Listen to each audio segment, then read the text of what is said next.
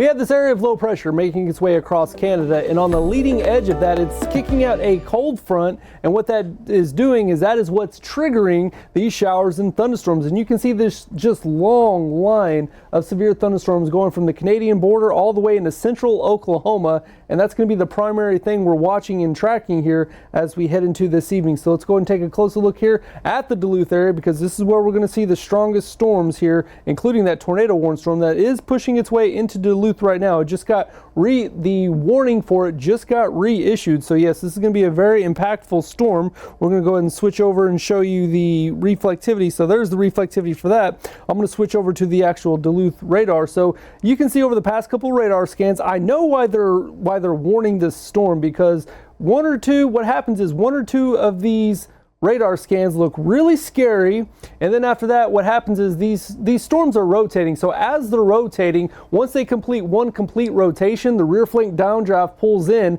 and that little area of inflow gets choked off, so the storm starts to dissipate. But then what happens is that it gets more rotation from winds being pulled in, and then it starts to ramp up again. So I know why this storm got reissued for a tornado warning, because once again, every couple of radar scans you'll see that this storm looks really scary. So that's what we're going to be watching for. But one thing I also want to point out is that this storm to the south, this one that's pushing between Nickerson and to Blackhoof right there, that one is eventually going to start choking off this northern storm that is tornado warned. And what happens with that is that ends up happening. When that ends up happening, that ends up choking off the storm, so that one ends up pretty much dying out. So that's what we're going to be watching out for that. So we will be seeing some additional tornado warnings possible here for these storms. So taking a closer look up here, so this is the reflectivity. This shows you the intensity of the rainfall. We're going to switch over to show you the velocity. This shows you the overall rotation of the actual storm. And yes, you can see some weak rotation here pushing in. This is more broad in nature, but still,